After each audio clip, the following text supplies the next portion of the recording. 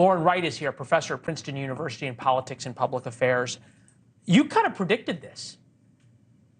Well, I think a lot of people would tell you this is not surprising. When we ask most Americans about abortion on a single issue basis, the majority want legal abortion. And by the way, in Ohio, it's almost 60% support for legal abortion.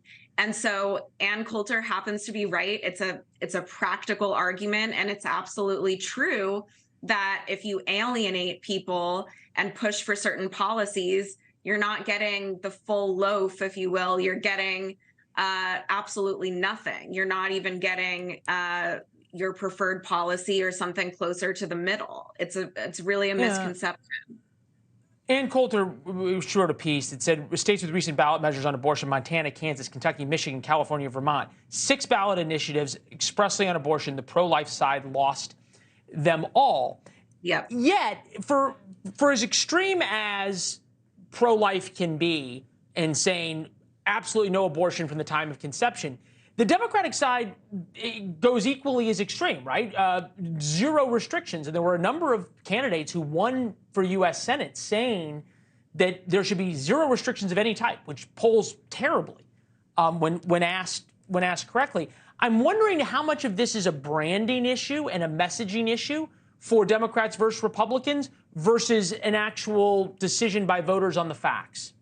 It's absolutely a communication issue. And I read that Ann Coulter piece because Republicans need to articulate, agree on a policy, and then defend that policy, throw it back at Democrats and say, what number of weeks are you okay with? Do you really mean abortion up until the point of birth? As you said, once you start asking people about specifics, the polling changes quite a lot. But we have Lindsey Graham at 15 weeks, which other senators in the GOP don't even support. You've got Ron DeSantis at 6 weeks. People don't even agree on these things. And then you have a handful of states that have near total bans. So they don't even know what their stance is.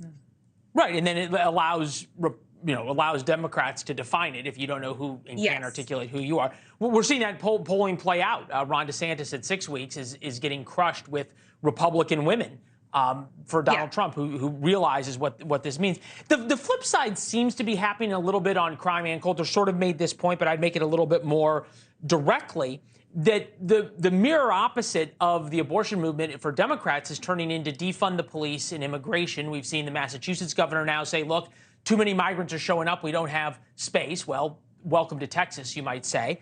And then now we've got a soft on crime, progressive, crime guy in D.C. on the city council now calling for the National Guard. Take a listen. I know those who live here know that we are clearly in a war zone. Absolutely. I'm going to say it again. We are clearly in a war zone. I mean, I would add prison abolition to that list of policies liberal Democrats have pushed for that are very unpopular too. But on the immigration issue, I think what's strange for Democrats is, a lot of candidates in the 2020 primary, I think every single candidate on one of the debate stages raised their hand and said, we will welcome migrants with open arms, taxpayer funded benefits. Yes, we're okay with that. But now that the administration is in control, they've basically fought tooth and nail in court to preserve Trump-era policies, to expedite deportations, to refuse people asylum, and work permits are nowhere to be found for a lot of these migrants. So that's not a clear message either. And crime That's a good point. Absolutely falls into that category. That's a great point. Welcome back to the show. Our regular viewers will notice you've been gone for a little while. To welcome Matilda, otherwise known as Maddie. Oh, there we go. You. Welcome. There she is. Welcome. We can't wait to meet her, and congratulations. What a special time. Thank you. And we call her Maddie, and we're very in love and very tired. Thank you. Well, everyone here says you look great, and we can't tell you're tired, nor can we tell by any of your answers. So it's good to see you. Congratulations. Thank you.